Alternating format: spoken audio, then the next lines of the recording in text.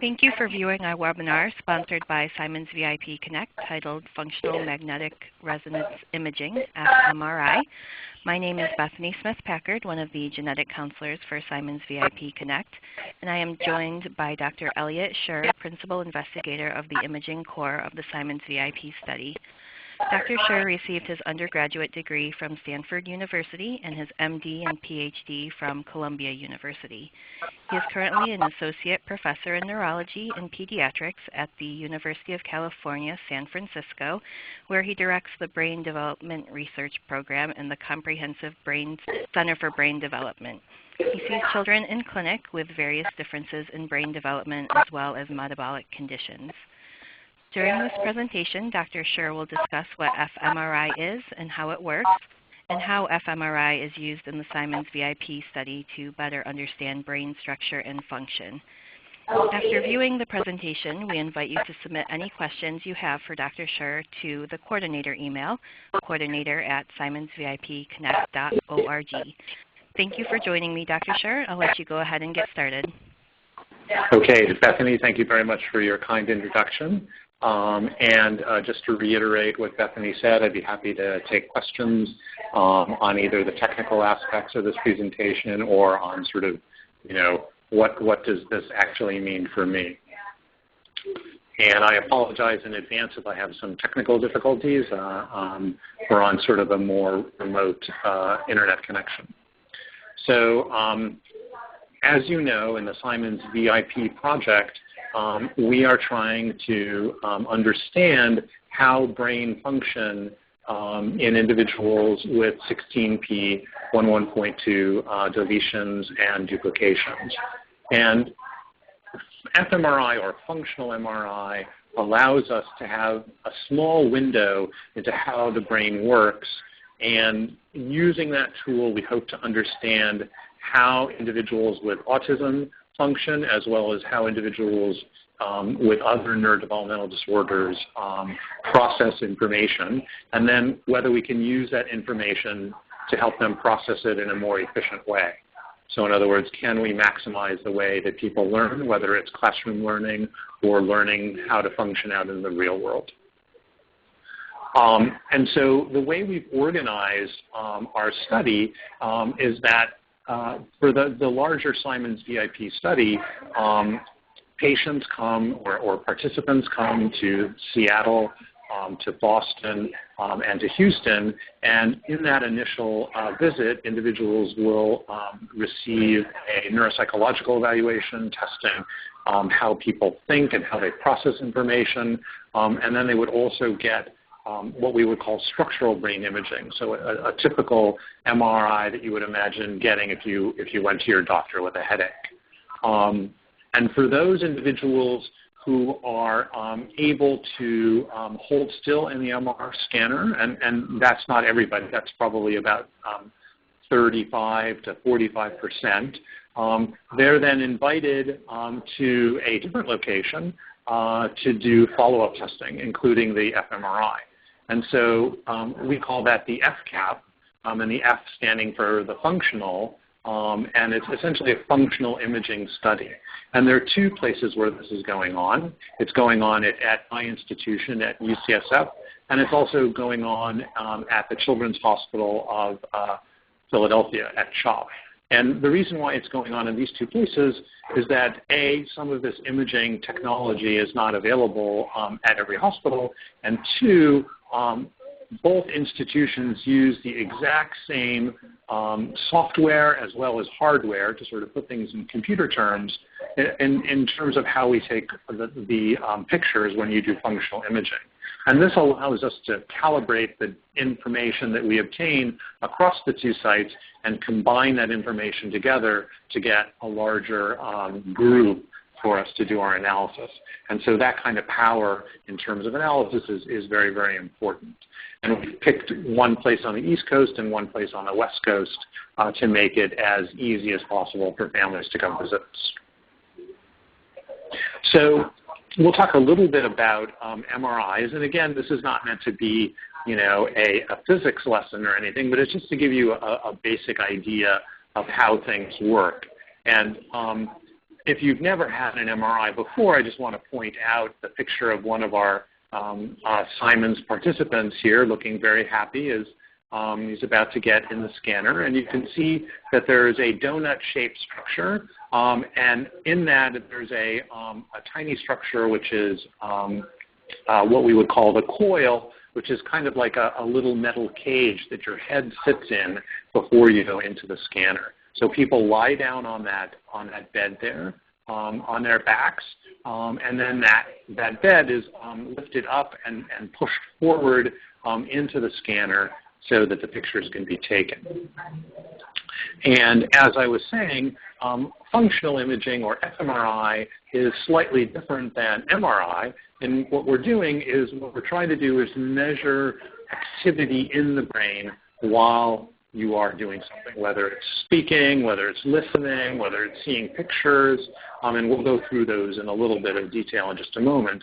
But the idea is, how does the brain process information, and can we measure that processing?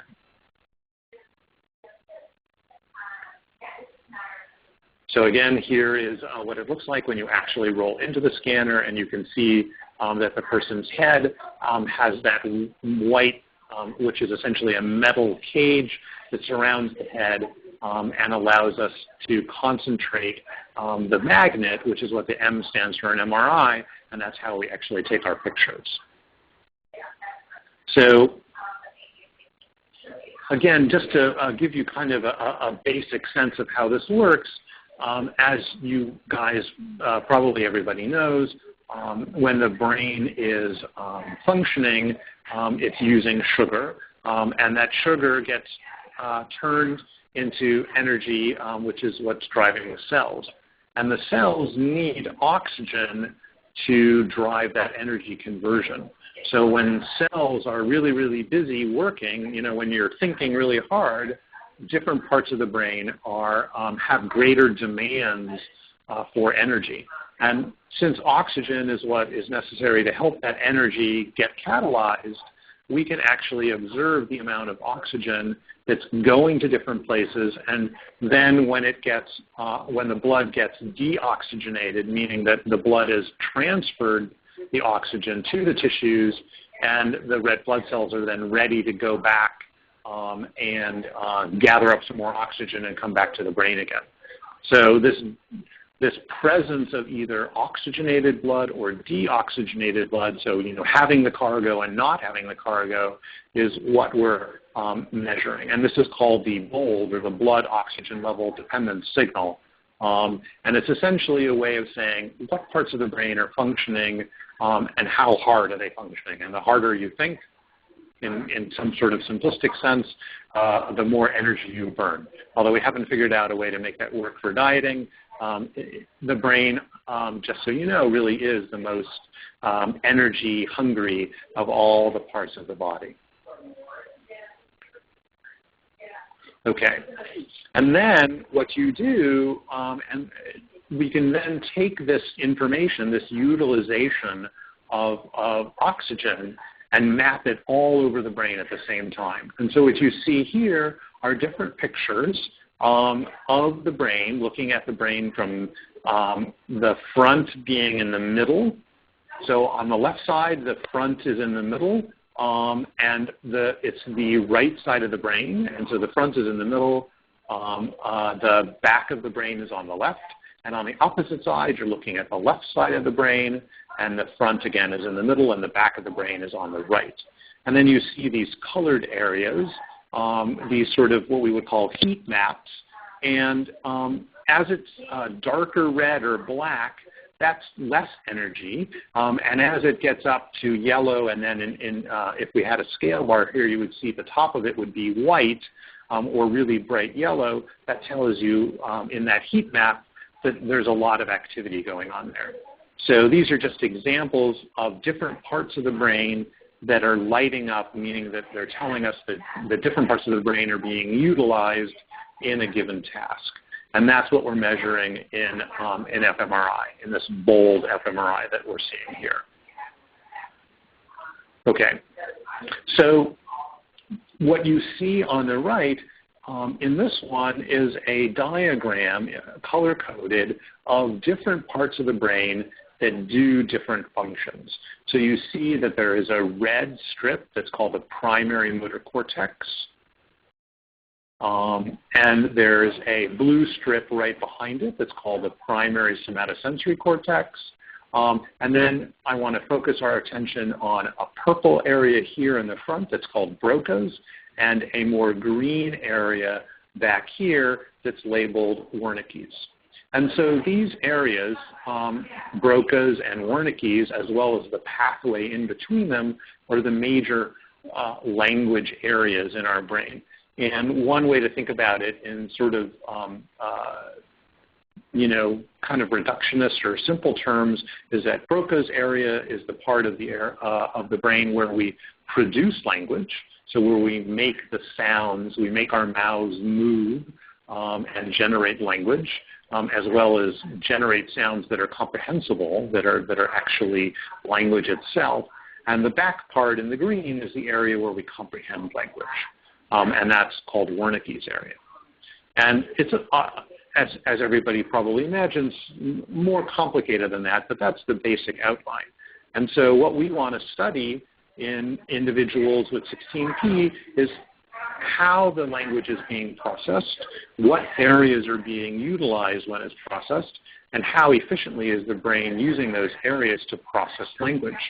And this is very important, not only because language problems are prevalent in autism, but more specifically, now that we've had a chance to meet with individuals with 16P, 11.2 deletions and duplications, we know that language difficulties can be a common problem. So we have different kinds of tasks that we're doing when we're asking individuals to engage in language. And this kind of language task allows us to see where things succeed and where things run into trouble. And so in the example that's listed here, the sentence says, the teacher's red fruit is an apple, right? And so you would say that that's a sensical sentence. It makes sense to you. And you could also hear the teacher's red fruit is a doctor. And so people are asked to basically push a button, one button if it makes sense and one button if it doesn't make sense. And obviously, most people who would hear that wouldn't have any problems discerning that. But some people do on more complicated ones. And also we can see how the brain is functioning when you go through the thought process of hearing the language, understanding the language, and then making that decision about whether it's sensical or nonsensical. In addition to language assessment, we're also looking at something called social cognition. And a way to think about social cognition is we all know that some people can be very, very smart and sit in front of a test in a classroom and get all of the math answers correct or all of the history questions correct, but they have a harder time understanding social cues in an environment where they're with their friends or whether they're out in public, and they're just not reading a lot of those nonverbal cues. And some of those are verbal, like understanding intonation in language. Some of them are reading people's facial expressions. Some of them are understanding body language in sort of a body movement sense. And all of those things make up what we call social cognition. And we know that individuals with autism have deficits in social cognition, and this can sometimes show up in 16P individuals. And again, we wanted to study this using the functional MRI in the same way that we looked at language. So here's one example. And again, we expect that this is going to be relatively straightforward for everybody, but we wanted them to be able to tell us which is the scrambled squares and which is the face. Now, obviously, this face has been distorted a little bit, but I think that everybody who's watching can tell that this is a face and can tell what the scrambled pictures are, rather than the scrambled squares.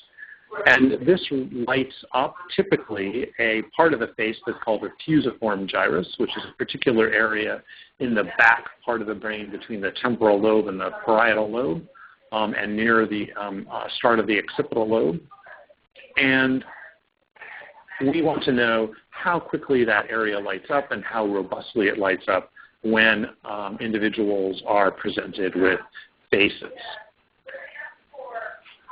You can also look at other parts of the brain that are involved in social cognition, and in this case, we ask participants to watch movies while they're lying in the scanner, and there are children playing with each other, there are children with their toys, and just toys itself. And again, what we're trying to do is see what parts of the brain are engaged, are active when they watch children at play, because that's an important part of social cognition. And another task that we ask people to do is to watch movies. This is an example here, a still of a very emotion-laden part of a movie. And we ask individuals to watch these movie clips without sound, actually, just the actual visual stimuli to see how their brains are processing emotion. And you can see in the actress's face in the middle there's a great deal of strong, maybe negative emotion on her face. And we interpret that by looking at that, and that activates different parts of our brain. So another thing that we can do is something called resting state functional connectivity. And right now, what I've been talking about, or up till now, I've been talking about brain function as if it's assigned to one area and only one area, so that faces are recognized in the fusiform gyrus and language is spoken in Broca's domain, as I mentioned. But in reality, it's more complicated than that. There are lots of regions of the brain that are synthesized together to form a network. And one way to visualize this network is to look at functional connectivity. Basically, what I'm asking is, if a light bulb goes on in Cincinnati, is there also a light bulb going on in Toledo, and a light bulb going on in Chicago, and a light bulb going on in Dallas? And instead of the whole map of the United States, we're looking at the map of the brain, and we're asking what parts of the brain light up or get active when other parts do. And that sort of connectivity tells us how are these circuits put together, and are they different between individuals with 16P and their unaffected controls. And here's an example of a picture that describes different kinds of connectivity. And so the color coding, again, just tells you different regions of the brain that are active simultaneously.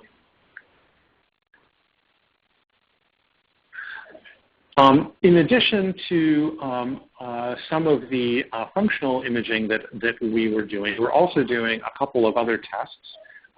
One is called MEG, which stands for magnetoencephalography, and there are other tests that look more at the structure of the brain, but in a much more detailed way than in a conventional MRI. And those are referred to as DTI, as in diffusion tensor imaging, or HARDI, which stands for high angle resolution diffusion imaging.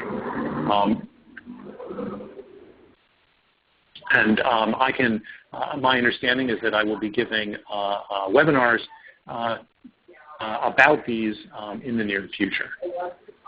So here's just a picture of some of our participants at the MRI suite, and you can see here in the bottom left, the tall gentleman is Nick Pocheman. He's one of our research associates, and then in the upper picture, you see Nick again, and then right next to him on his right is Paulina Buxman, who is also one of our RAs. And indeed, while it can be require a fair bit of effort to lie still in the scanner, I think that most individuals are very happy to make the trip out to San Francisco, get to meet us, and get to participate in the study. And I want to thank you very much for your attention and for your time, and I'm happy to take questions as they arise. Thanks very much. Thank you, Dr. Sherr, and thanks to everyone for viewing our webinar. We'll look forward to hearing more from you soon. Please remember to submit any questions to the coordinator email for Dr. Sherr.